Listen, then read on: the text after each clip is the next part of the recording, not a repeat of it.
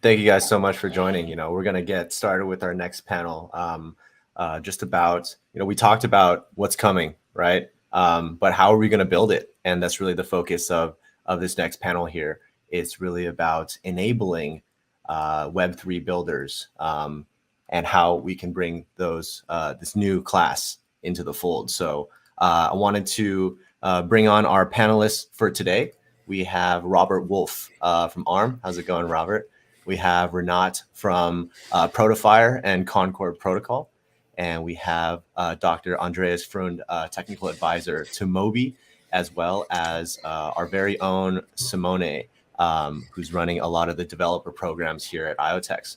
Welcome, gentlemen. Great to have you guys all with us. Let's start with a short round of introductions so you guys can explain your world and who you are in your own words. Why don't we start with you, Robert? Yeah. Hey, Larry. Thank you. Y'all can hear me? Yeah. Hear you fine. Great. So thanks for having me here today. My name is Robert Wolff. As Larry mentioned, I am an ecosystem developer evangelist for ARM, and ARM is a computer architecture company. So my focus is primarily on infrastructure, which pretty much covers everything from the cloud to the edge. Of course, as a developer evangelist, I dedicate most of my time to building communities and the developer ecosystem where we work and support developers around the world working on ARM technology. So I have a huge passion for blockchain and IoT on the side from infrastructure, which is my primary focus. So this panel with IoTeX, it pretty much ticks all the boxes for me. I'm excited to be here. Excited to have you, Robert. Thank you. Renat, why don't you go next? Hi guys, I'm Renat, co-founder at Protofire DAO and Concord Finance project, which we're building on top of IoTeX.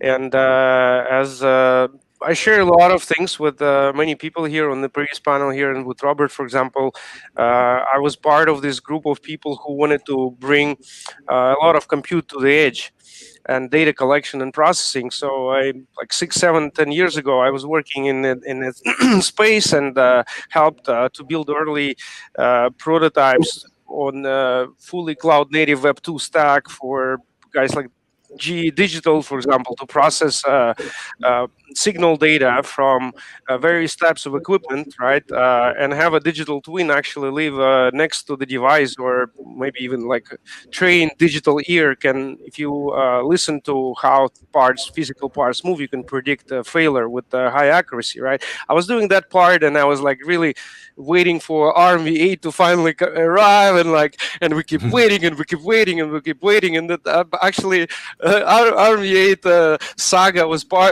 one part, not the full picture, but was part of the reason I left the Web 2 world, right? And as soon as I learned about what we can potentially do, it was 5-6 years ago when I learned about Ethereum in particular, right?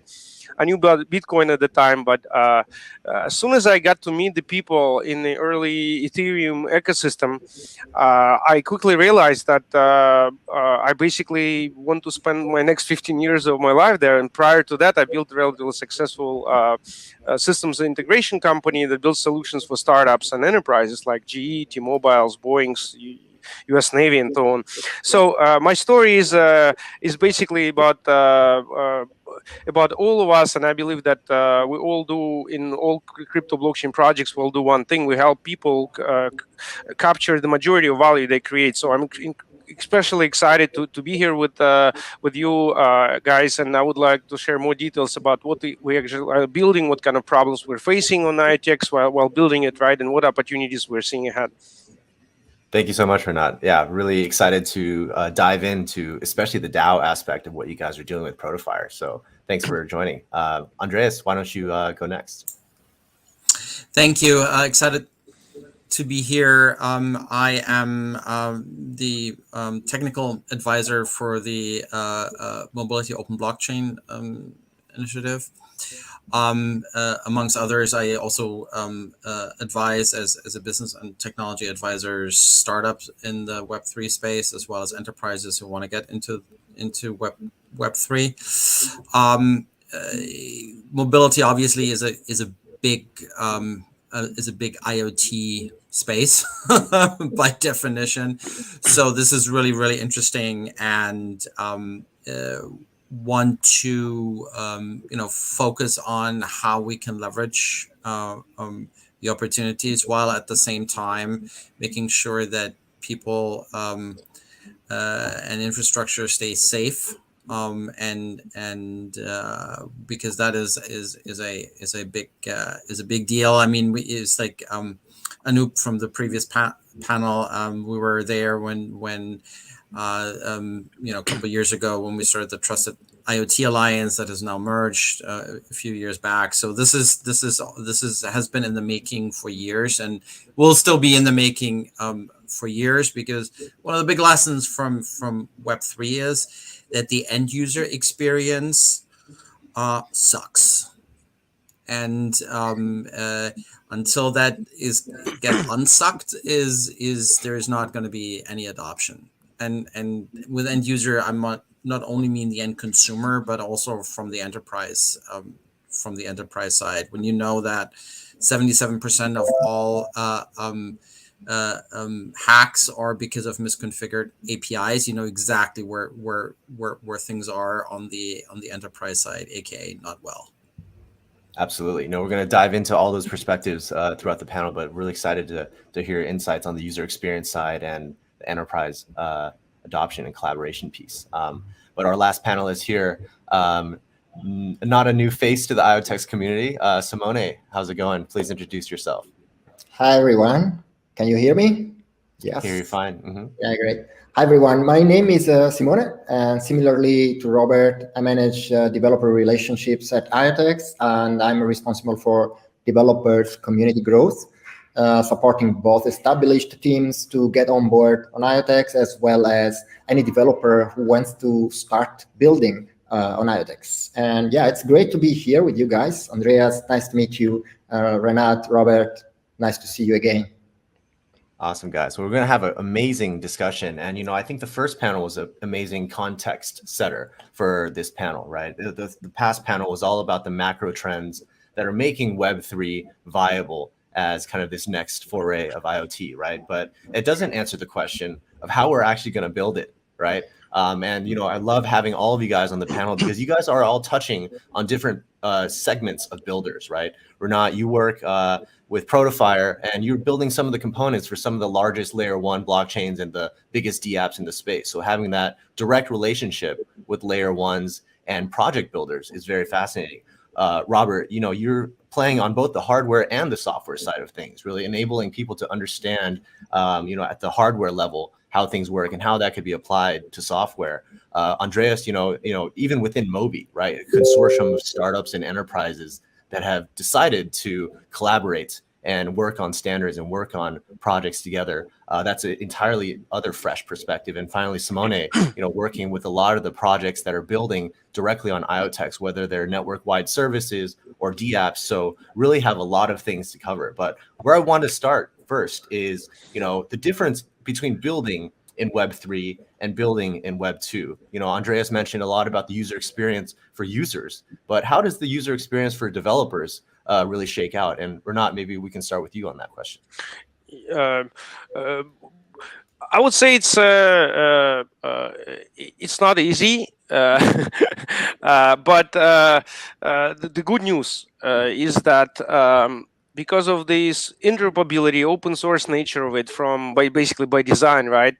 A lot of things. What I learned about, and I worked with open source for all my life. When I was 18, I started learning how to program in the more modern, like not like Pascal language, right? But with like I picked up Perl, and my first e-commerce websites I've written in Perl and CGI, right? And I never actually had a chance to be captured by the proprietary stack. So all my life I've been working with open source software, and I've seen the first time I had experience going through a fork as part of the community member was in 2003 when there was a content management system, Mambo CMS. It went on to become, and like part I think became Drupal and so on. So and then by the time I actually had the chance to work at a larger scale with, let's say, like in the 2000s and in the early teens, right, with open source databases becoming like a part of the stack. ARM is a perfect example, right? The open source hardware movement. It's all kind of what drives us forward, right, and makes it much easier because as I learned, basically with open source, every major problem has to be solved once. And that is what makes it so much faster and easier, even if it's not easy. I mean, as one of the early major contributors to Ethereum, Vlad Zamfir, when I switched and went down the crypto rabbit hole in 2015-16, I attended early talks about the Casper proof of stake, right? That's when we actually discussed it in the Ethereum community. He said at the end, like after discussion, he said, yeah, some critics say it's impossible, but we're going to do it anyway. So I think this kind of approach, both reusability, for example, a lot of things that we're missing, we've seen missing in IoTeX when Protofire DAO decided to double down and basically focus on create a team that will focus only on developing things on top of IoTeX. We recognized what was missing. For example, for developer tooling, right, for you to deploy contracts, right, you need like IDEs, right? So we started like deploying using, for example, like Remix, and there were client issues, but then the Block Explorer is not the same. It's not like Etherscan and so on. So, but over time, the reason why we decided to that we must absolutely join the ecosystem and start building on top of IoTeX is because, unlike a lot of people who come from the Web 2 world, right, to them it's very scary. We've been building things in Ethereum space for 5 years. Like, for example, the Oracle problem. How do you get off-chain data to trigger some events? Like, I was the part of the team that built the flight delay insurance back in 2016, where if your flight is delayed, you get Ether compensation, right, and you buy protection. So all of these things were not new to us, and we knew how to solve them. And given IoTeX is an EVM compatible ecosystem, right, it just opens up so many opportunities. So most of the time, we're not really solving hard problems again, right? It was solved once, so it's a good news, and I think it's much easier than it may seem like. So that's my answer to this question. But the issues, it's really about. But still, some building blocks are missing. But but not Protofire can actually bring them in, right? We can help get those missing gaps filled. Yeah, absolutely. You know, this goes back to the composability point that Jing made in the previous sections, right? Not only on the open source hardware or software side, but also the open source hardware side is really starting to get interesting. But, I would really love to get Andreas's perspectives on this because, right off the bat, he touched on one of the big things that's missing. One of these big blocks that you mentioned, Renat, is missing is the user experience side of things, right? Definitely from the user facing perspective. But Andreas, what do you think about overall the user experience for developers? Touch upon that point you mentioned earlier. So it is still and remains challenging, but it has improved a lot over the years. I mean, Renat, remember when we first wrote? Did you actually write in Serpent? A bit. I'm not writing in Serpent now, but yeah. No, but it's like that sort of thing when it was basically writing assembler code to get stuff done, and you really couldn't test anything until it was deployed. So there is now, especially in the more established ecosystems, there is a lot of tooling, and there's a reason why everything that is coming out and gaining any traction is basically EVM compatible. Why? Because there is an existing tooling ecosystem that already exists that has been proven and that works. If you write smart contracts and you're not using like security tools like MythX or Bitwise, it's like you're stupid. Right? It's like you're. So again, you solve as Renat said, you solve the the hard problems once, and then you reuse, and then you stand on those shoulders and continue on from there. So one of the reasons what we did at Mobi when we started building MobiNet, and now that has transmuted into the integrated trust network as a collaboration between Mobi and the Metro Ethernet Forum. So we're fusing mobility and telecommunications, and we're going to launch the integrated trust network as a federated identity provider using DIDs and VCs in a chain agnostic way. Next year is we build SDKs, right? So what does that mean? We needed abstraction layers, so we build a digital twin that is standards compliant, and the very first thing we did, we built the SDK for that, so that people can and wrote the documentation. Why? Because if you want adoption, you need people to. It's like people understand SDKs, people understand documentation with easy to follow examples. If you have that, people will build on it. If you don't have that, then people won't, even if your tax is great. I will add and give 2 examples of what we did at Protofire that now IoTeX can reuse, right? And which and where someone like Ethereum Foundation now paying for. Would you like to hear that? So back when we started 5 years ago, one of engineers that I brought into crypto from my previous firm, right? He noticed that there is no Solidity linter, right? To highlight certain things in code, right? And he's like, Renat, do you mind if I spend like a few days writing a linter? And so he wrote the first version, like very basic linter, right? And then he showed, while he was showing some Solidity to some developers at like a DEF CON, they're like, oh, linter, cool, can I use it? And so they started using this repo, right? We open sourced it. And a few years later, Ethereum Foundation proposed actually, hey guys, it's becoming critical part, right? We want it to be part of IDE, right, and so on. Right. Could you please take a grant from us, right, to keep maintaining, because it's not like consistently up to date, right? So this is an example for example, developers in IoTeX ecosystem can benefit from work that was started years ago as a public good, basically open source tool, and now there are people funding it because it's important for developers. Another example would be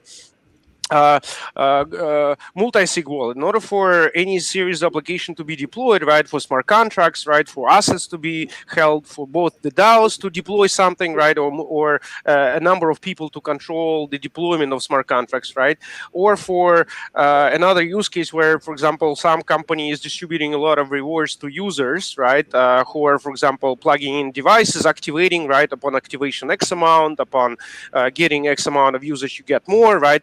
To do that, you also need multi-sig. So this part was built also like 5-6 years ago. We used the wallet, party wallet at the time. Then it was hacked. We were part of the hack, but white hack returned money to us. We were drained. But then Gnosis developed multi-sig for their own needs. Then we contributed to it, and now there is Gnosis Safe. And now it doesn't cost very much. But IoTeX community doesn't really pay those approximately maybe $20-30 million that was over the last 5 years invested in Gnosis Safe. It doesn't need to pay for it again, right? It just needs to pay for localization, basically for installation and maintenance, maybe like 5 servers with a caching layer at worst. So these are examples of that really power the actual where IoTeX community is not on its own. It's actually being funded by Ethereum foundations and a lot of other people who are building the stack. Yeah, it's really the evolution of the primitives, right? It's super important. You know, we've seen so many. So we've seen this play out in DeFi already, right? The DeFi renaissance of 2020, call it DeFi 1.0, right? Or whatever the terminology people are using in the industry these days. But, you know, those primitives are now being forked and evolved into what these DeFi 2.0 kind of ohm, spell, time kind of forks are really enabling, right? So the primitive side, the modularity of these components is super important. And, you know, the next thing I want to talk about, and I'm going to bring Robert in and Simone in to answer this question, because the thing I love about both of you guys is you guys are educators at heart, you know, community builders at heart, right? And even if you have the primitives, if you don't have the community or the environment that allows people to say, hey, I've built this and it's open for everyone to use, go try it out. You know, that's also a really, really important part of bringing new builders into Web3. Is kind of like the warm welcome, right? So high level question, just straight to you, Robert. how do you think we bring the next generation of builders into Web3?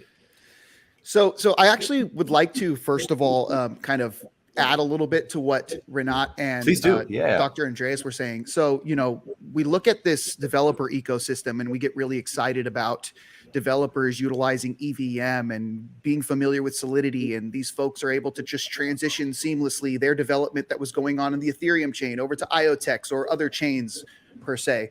But in reality, I feel at least that if you really want genuine and full-fledged adoption, the world is headed towards a more of a low-code, no-code notion. And so when you look at, like, say, full adoption, if you want your Department of Motor Vehicles to put your DMV, your vehicle pink slip up on a blockchain, and then you want to be able to sell that car to an individual using some form of blockchain currency, the user needs the ability to be able to generate a smart contract. I can't just say, oh, I know Solidity, I can go generate my smart contract, multi-sigs, whatever. We can talk about all this stuff. But in reality, at the end of the day, we need some low-code, no-code layer to offer the consumers for this. Now, I just wanted to add that there, right? Like, now we're headed in the right direction. All of this stuff exists, but I just wanted to add that I feel like full-fledged adoption kind of goes beyond what developers are capable of, and more so what the average person can bring to the table. But yeah, so real quick, I mean, when you look at ARM, I wanted to talk about this kind of hacker vibe that ARM has here. When people are working with ARM devices, you look at the IoT space, and I want to say that if you're a developer, for the most part, you think of ARM as your IoT device. I can't think of many other devices that are out there that aren't at least ARM based. And this is hugely in part thanks to our partner ecosystem and network. So as I mentioned, ARM is a computer architecture company. And contrary to what that sounds like, we actually don't build any hardware. We create licenses. We create and license out IP, which is intellectual property, for a variety of computer chip architectures, ARM-based chipset devices. These are all created by our partners, and they're everywhere. That being said, that means that developers that develop on ARM for IoT are also everywhere. Bringing these folks into the fold require kind of I want to say an adoption of this decentralized mindset, right? We are all so dependent on, and for good reason, I want to say, these big companies, right? You have AWS, Google, big companies, and we are, for the most part, dependent on them. I mean, I run my Nest cameras in my house because they're so easy to set up and get going. And again, this kind of goes into the approach developers need to focus on this particular type of development, the development that makes things easy for the consumer. If we want full adoption, then developers need to come in with this mindset. I might have tangented off from the question itself because I got distracted. No worries. And Andreas, but yeah. No, you do so much stuff within the ARM dev community about like welcoming brand new people in, right? The onboarding flow, you're a Discord maestro. Talk to us a little bit about that, right? Like how do the kind of non-tech tangibles, right? How did that fit into the welcoming of new devs into Web3? Yeah, so for me, community and education is huge. I mean, the words alone, right? Like they just hit hard, right? And so how can you ever provide a positive developer experience without adequate educational material and a welcoming and supportive community, right? So while I know these two things aren't really the most important, but they are still vital to getting what you need accomplished when welcoming in new developers. So fortunately, right, like thanks to technology, the internet, decades of innovation, we have a lot of tools now available at our disposal to help welcome in new community members, to build our communities. Though unfortunately, the abundance of these tools can frequently lead to community fragmentation and or turf wars over which platforms are best given for whatever task you want to accomplish. Usually this is minor, though it's important to understand your developers and their preferences, just like you would a market for a product. Like, for example, there's no need to kick the beehive when you're trying to propose Slack or Discord over IRC, which is Internet Relay Chat, to a group of kernel developers, right? Like kernel developers, like they've been around since the 90s. They're all using this old school Internet Relay Chat. And I've tried kicking that beehive, trying to get folks from the kernel space, Linux kernel space, over into Discord. And they're just like, why would I switch to Discord? I'm already on IRC. Everyone I know is on IRC. And again, this kind of just goes back to really understanding who your developers are. Now, this is one of the first things I do when establishing a community portfolio. You have to kind of establish that full circle of platforms that allow your developers to seamlessly transition between assets to get what they need and when they need it. Developers need to kind of call this space their home, all of it. Yeah. From official code repositories on GitHub to official announcements on Twitter, catalog technical support on a community forum, live chats on Discord, and live streams on YouTube, static content, blogs, everything in between. Developers need to kind of feel that this community is there. And of course, the people who manage the community need to be consistently nurturing it to make sure that it can grow by providing the developers with what they need. So maybe I answered it that time. No, it's perfect. The environment is so, the environment, however you define it, is so important, right? And, Simone has been doing a lot about that, environment creation and building in IoTeX network, right? Where, I think the most rewarding thing is when the tutorials and the documents and all of the things that Robert had just mentioned are coming directly from the community in kind of like a contributor-based model. We'll touch more about the pseudonymous nature and the DAOs and how this incorporates into these bootstrapping developer communities. But Simone, tell us a little bit about, how you think building in Web3 differs from Web2, and also how IoTeX and how you view bringing the next generation of builders into Web3. Yeah, I can give some limited view from my side. I have education about, of course, development, software development, like C++ and even Pascal, that somebody mentioned before. But I personally have not been involved in Web2 development at school. I did just something on myself, but I can definitely say something from my experience that I think it's important to say for developers who are listening and maybe they have not been in contact with Web3 yet. And from my point of view, developing Web3 applications is really, really exciting because blockchain provides these intrinsic features to the products that you build, regardless if they are hardware or software. And maybe not in terms of quantity of features, but definitely in terms of the quality of these features. And even a simple reminder application or a basic to-do application, if you build it with Web3, it becomes exceptional, an exceptional application, even a few lines of code. And because Web3 applications are immediately censorship resistant, for example, right? And this censorship resistance extends to the content of the application as well as to the payments, if there are payments involved, that nobody can stop, not even a government can stop.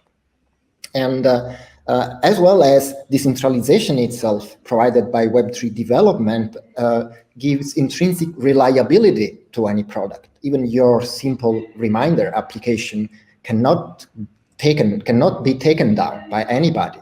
And maybe the Web2 part can, okay, but the blockchain part of your application is always available to everybody to interact with it, even to build another Web2 interface for it, okay? So, and as any other said in this panel, of course, Web3 also has limitations that developers should be aware of. I picked one, and I see that also Renat, I think, picked the same, and it's user experience to me. Because I think scalability is getting solved in one way or the other, but definitely user experience issues that are due to the early stages of this technology are definitely a huge obstacle that I think everybody of us even face every day during blockchain while interacting with blockchain products. But again, I think this is a great reason why blockchain and Web3 needs more builders, more developers to come and improve the status quo of the user experience. So with better interfaces and better tools. And Absolutely. yeah, this is my take on like what I've learned in my short experience with the Web3 and blockchain during the latest few years. Talking about instead like developers themselves, who are the blockchain developers and who should be the next builders. I think for sure they are open source developers, of course. Because we should start by saying that open source development and blockchain are the perfect match, right? Probably blockchain wouldn't even exist without open source development, without the open source movement itself. And from my experience, just in the past year I had at IoTeX, getting in contact with developers, I can say that while open source is for sure an enabler for blockchain, at the same time, the blockchain and Web3 can make open source better for developers. Why? Because blockchain can definitely help funding open source projects, for example, directly from the users rather than corporations or foundations. You know? And we should say, for example, that token holders can influence the priorities of projects or the direction of projects, or even what features should be integrated in a project and what others should not, by simply, for example, voting on blockchain. Okay, and we have bug bounties in the communities that can incentivize bug hunters, as well as we can incentivize to have up-to-date documentation. That's been always a big limitation of open source, for example. And on top of these benefits, we have seen projects like Gitcoin or Fund Request and many others that use blockchain to incentivize development, right? And so what I can tell from the hackathons that we usually as IoTeX we run on some of these platforms, as well as from our own Hello Grants developers community program, is that many of the developers I see are still Web 2 developers, converting or expanding their skills to Web3, which is, I think, a great thing, but also tells us that we are still at the beginning of creating big Web3 developer communities. Absolutely. It's a perfect segue into like the next, question, just in the interest of time. I know Andreas has a hard stop at 11, so I really want to get his thoughts on this because Simone, you touched on some really important points there about, blockchain is a technology layer, of course, but there's also an economic layer that can be built into it, right? Bringing together people that wouldn't necessarily work together, even in a pseudonymous or anonymous capacity, or, whether it's a startup and a massive enterprise, right? These kind of relationships and these environments for developers to work together are not easy to come by. And, Andreas has seen the full scope, right? He's advised at the startup level, advised at the enterprise level, and also advised from the consortium level. So Andreas, would love to get your thoughts on, how these interactions between people that wouldn't necessarily work together, how that works in the Web3 open source format. Challenging, because you have very different mindsets that are coming together. The enterprise mindset is completely different than the developer community coming from the Linux side of the world, so to speak. So one of the key things that I would like to really highlight, and that has also something to do with economics, is basic security, and what people generally do not understand is that in a Web3 world, you're not talking about code vulnerabilities. You're talking about you're talking about design vulnerabilities in your economic models. And to be honest, I have not found a single project that has done this well, and that's not exploitable. I have not done. If you can point me to one, I would be really happy to. I haven't. So it's because why is because collaborative end player games are really hard to construct in a secure manner, period. True. Right. Yeah. So most of the stuff is just not there. So it's always user be warned, like with red letters, please, you put your money in there, very good chance you're going to lose it. either because you screw up your private key or not. So it's like that is something that no one wants to talk about, because it's it's not a fun thing to talk about. Which brings us back to the enterprise. Enterprise is extremely risk averse. It's like, I don't want to touch crypto, but I want to use crypto. True. Right. So, for example, the only pathway that I see to be able to, for enterprises to use blockchain at scale in a way that is actually compliant is under zero knowledge.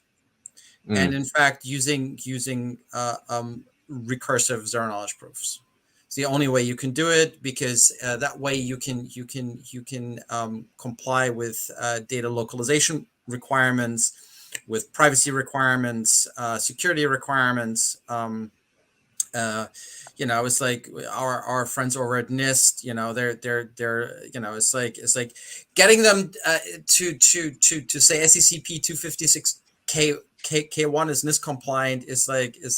Those are all details, but they're hugely important, because enterprises matter. That matters for enterprises, right? And when you see, in IoT devices, the security or lack thereof, generally speaking, everywhere, right? It's like, it becomes a huge problem. And if I can manipulate data sources that are used in AI models, I can manipulate AI models.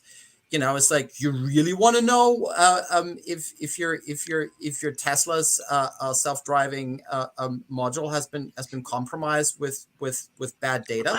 Do you know? You don't, right? So it's like, these are all kinds of things that we really need to take into account. Also, from a developer experience, security first is not an open source mindset, but in a Web3 world, it is a must, because you can impact millions, hundreds of millions of people, billions of people with one shitty line of code. True. Yeah. I think that's the point is really, really interesting, that, this may be the next big modular piece that is already kind of being built out by, projects like Optimism and Arbitrum, everyone doing the ZK rollups at the layer 2 level. But there's also different schools of thought for how these rollups should work, right? Optimistic based versus not, right? So it's really interesting to see how these primitives will continue to be built out. And to your point, different categories or segments of developers are looking for different things, right? Enterprises need to comply, right? And there's more and more eyeballs on enterprises. ESG this year has taken off because everyone's looking at how the enterprise operates or what kind of business decisions they're making, right? Renat, you kind of work on this as well in a similar capacity at Protofire, right? You guys are starting kind of like a developer DAO that's building a lot of critical pieces of infrastructure for different projects, right? But yes, correct. Over the last 5 years, Protofire has had a chance to work on building out what later would be called DeFi, right? So with projects like MakerDAO, Aave, the custody solutions. There's one of the things that we were involved with is helping Gnosis get the Gnosis Safe new next version from the multi-sig regional simple app. But now it secures this contract secure about probably, I don't know, 30, 40, 50 billion dollars in treasuries and what I'm seeing, I mean, of course I would love to support what Simone was saying, right, and ask, hey Larry, when Snarks on IoTeX, right? But well, in the meantime, if someone needs it, right, there is a way to use SGX, right, or there are other ways to do it, right? And we're actually working on a number of projects which encrypt data end to end, right? Only peers in the net-sided marketplace have access to it, right? But what I wanted to say is that over the next year, right, it's of course it's nice to have as big a requirement for enterprises, but what we're seeing for the next very short to mid-term future, right, is just to bring all the goodies that are out there that have been built for EVM compatible world, right? Just if IoTeX could reuse just I don't know, 5% of that, it would significantly really make a lot of use cases happen, right? Even without the zero knowledge proofs. I will show you like this device. By the way, this is what I've been last couple of years here in Puerto Rico, right? I was the second helium miner on the island, right? And I waited for my device for a long time and so on. And my wife also waited for hers. And we basically seen this. I met the helium guys several years ago, right? So what I see the great opportunity is that when helium got started, right, they had to build completely whole thing from scratch and fund it separately, right? But you know how many developers, entrepreneurs are out there that would love to have, you know, a small network, not 400,000 devices, right? Or I don't know, 40,000 5G micro towers, right? But for example, I actually, the Mitch from the previous panel said that he was in Long Beach and met with the team, right? Actually, I was there 3 weeks ago. I would love to meet. I was in Long Beach, and you know what I saw? I saw an opportunity for IoTeX. You know those there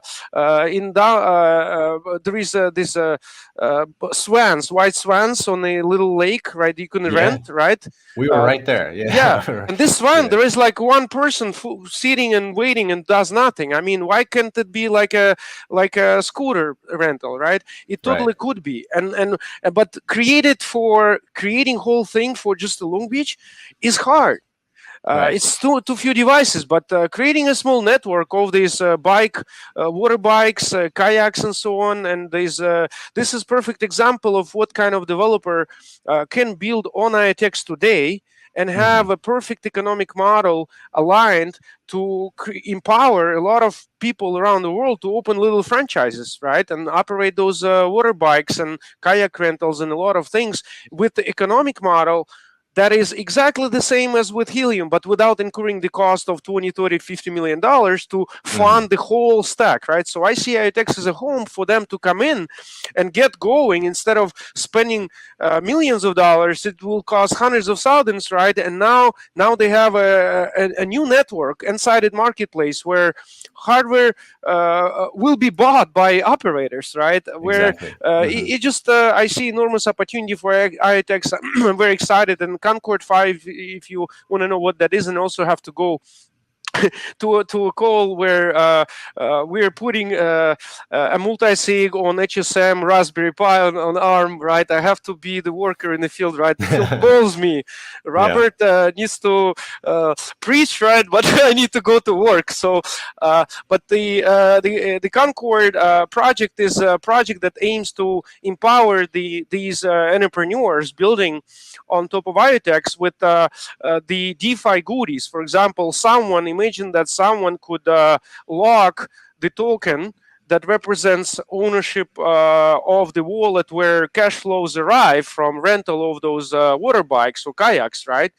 And they would be able at some point, my goal is to make those people to be able to deposit it on ConcordFi and take a loan against the value of that, which may basically or lock it as basically collateral that represents future cash flows of that operation, right? And that is completely new. It's not equity kind of network distribution like Helium, where we earn Helium tokens, right, to run it. The project can raise money, and individual franchise owners can raise money as a debt, right? Not equity. So all of these opportunities are there. I'm excited to be building Concord. It's basically a money market, which would allow users to put their tokens on IoTeX to work and borrow against them. First, it will be just regular ERC20 tokens, right, like the top ones. But over time, it will expand and be able to basically very quickly evaluate the projects built on top of IoTeX, right, and give them access to what is very highly coveted thing, right? Get a listing on a money market so that users can actually see value, right? Well, why do you need it for, right? What can you do with it? Oh, if you can borrow US dollars using it as collateral, it's a big boost in the ecosystem. So that's what my team and I were working at Protofire to bring it to the community. And along the way, we're solving problems with how do we get a multi-sig deployed on IoTeX? How do we get this done, like price feeds for collateral, right? So we're basically leaving behind us. Our goal is to move forward, giving IoTeX a competitive edge, right? And those builders who may want to create their niche helium network or vending machines that are you have helium-like economics for network effects and owned by the operators, right? But they may not lack the knowledge, and so we be leaving behind two things. We want to leave the trail of tools for people to use. We're basically native to this, we can do it, but other people just want to use it, right? That's what goal number one. And goal number two, to give IoTeX ecosystem on those builders something they never seen before, right? Ability to use the economic magics of the crypto, right? For things like take a loan against your assets or device cash flows, right? So this is what we're working on. Thank you for the opportunity. I gotta go to talk to this basically it's a startup bank that wants to use HSM powered Raspberry Pis to keep one of the keys in a multi-sig. That's amazing. He's knocking. So all right, guys, thank you. Thank you so much, Renat. Have Bye. a good one. Yeah, I really agree with what Renat had said there, and that's really the point of what we have this MachineFi roadmap for, right? Machines are the most raw form of productive assets today, right? And that's really what crypto is about. It's making sure the productive assets belong to users and belong to businesses, not these oligopolies of tech corporations, right? So, just with us, the final crew here today, just to wrap, really want to talk about the future, right? What can we expect in 2022? I'm really interested to hear your thoughts, Robert, about the intersection of hardware and software coming together, open source hardware, open source software. How does that look? And Simone, we'll jump to you for some closing thoughts. Robert, let us know what you think about that.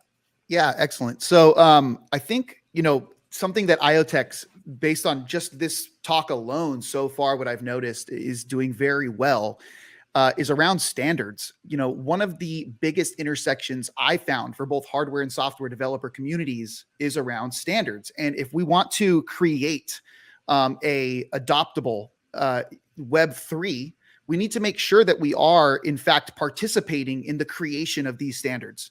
And that's something I feel IoTeX is doing very well. Now, software developers usually want to optimize their workloads, make them run as efficiently as possible on a particular hardware. With both sides following established standards, both software and hardware is built with intent in mind. So in other words, the more specific and non-standard the hardware is, the more complex the software is that needs to access it. Vice versa, the more standard the hardware is, the less complex the software is. Snip that little clip. That's basically kind of like the quote right there, right? Non-standard, more complex software, more standard hardware, less complex software. So, keeping that in mind, I don't want to dig into which standards are better or more used. Suffice to say that adoption of standards is important and to the benefit of developers across the entire hardware and software stack. So that's pretty much what I see, looking forward 2022, even up all the way forward 2024, because standards take a long time to settle on. When you have a bunch of companies and people coming in with their ideas and things that they want to put into it, eventually they get settled. And as long as, companies and products are participating and or following these standards, you stand a really strong chance at winning and being a leader in these markets. Absolutely. We're very, very bullish on the Raspberry Pi and Arduino space here. And it's funny that Renat was just talking to a bank about an HSM running on Raspberry Pi, right? And I think that the universals, we've put a lot of work into making Pebble Tracker a reality. And we're excited to see, exactly, we're really excited to see the developer community work with it. But it is a custom implementation, right? We built a lot of custom software. It's kind of a first of its kind solution to make this happen. But Simone has been doing a lot of stuff with Arduino and Raspberry Pi, and we really can't wait to put that into the developer community's hands with, simpler software packages, even existing SDKs from these massive board developers. But, Simone, close with some thoughts from yourself. So much has been discussed on this panel today, from the macro trends that are going to push MachineFi and Web3 into the future to how, we can be more developer and user facing, and how do we use those kind of tools to enable the next generation of Web3 builders in this blue ocean capacity. Not a real question, just want to get your thoughts on overall, how do you see IoTeX evolving our developer community, and what are you looking forward to in 2022? Oh, you're on mute, Simone. Sorry.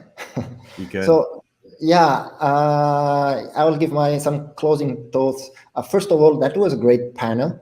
And I'm also really happy that I have heard Renat explaining the real core of what IoTeX is today in terms of technology so well. Really happy about it. And also Robert, who touched the standardization issue, which is something very, very important. And I think we could speak about all these things for hours today, but we cannot do that. IoTeX has been contributing to the blockchain research. I think for what I remember from day one, I still remember the first charity programs that went to funding blockchain research. But yeah, let's keep on that. And regarding IoTeX, I think it's important to stress what Renat said.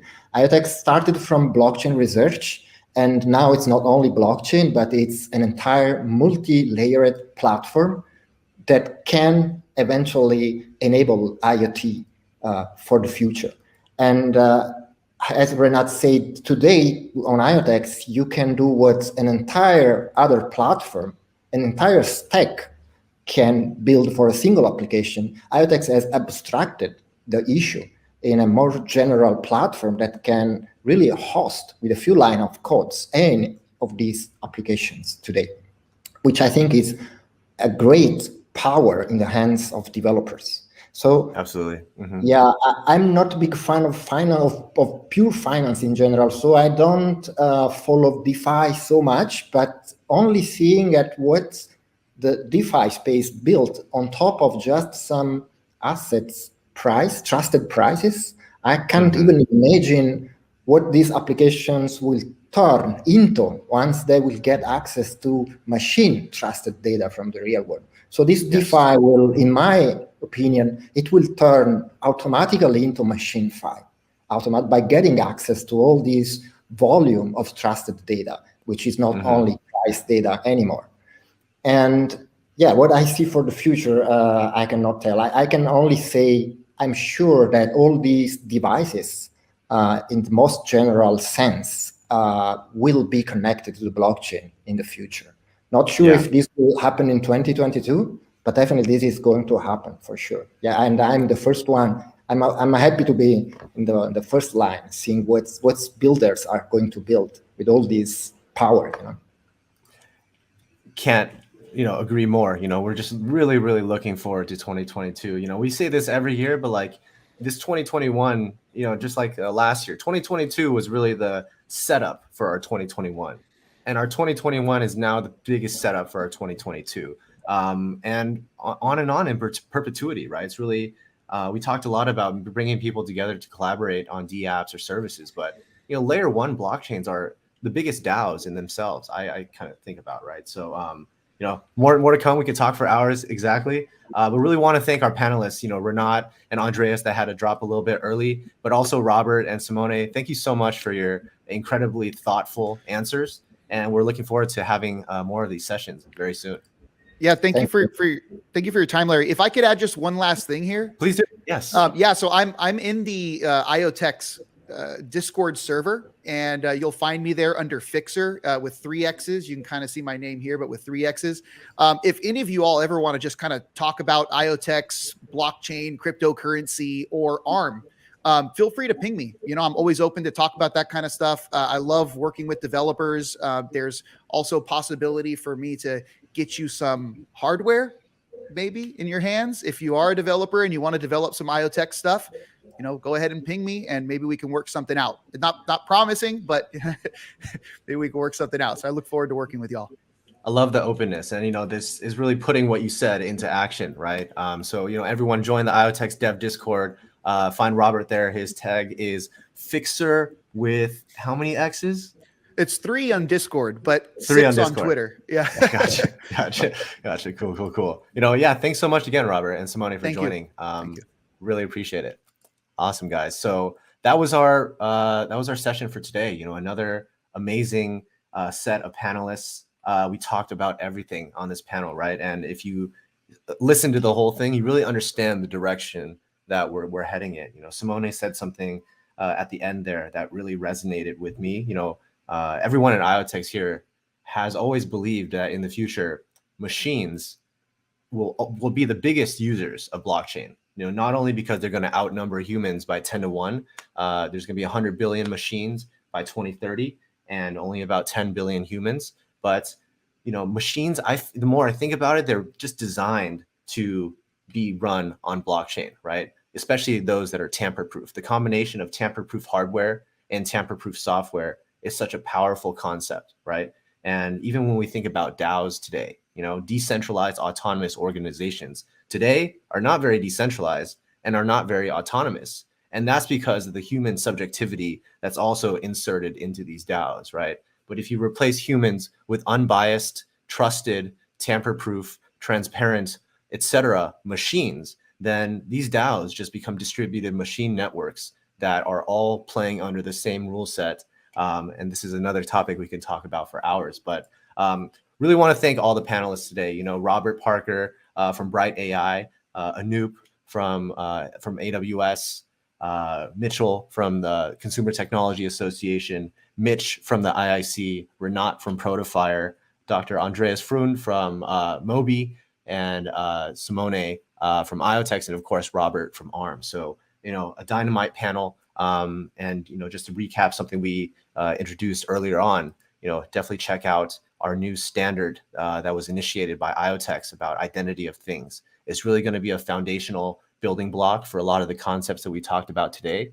Without devices that have an interoperable identity, this is another modular and composable pillar that we're trying to bring to the industry, and it fits directly into our long-term roadmap for MachineFi. So with that, thank you guys so much for everyone for joining. We're going to be doing many, many more of these panels in the future. If you have any good guests that you think should jump on to these panel discussions about, the future of Web3, we're going to do many different themes in the future. But for now, signing off, I'm going to leave you with some cool ads that we've shot that have to do with MachineFi. But really enjoy the panels extensively and hope you did as well. So we'll see you guys soon.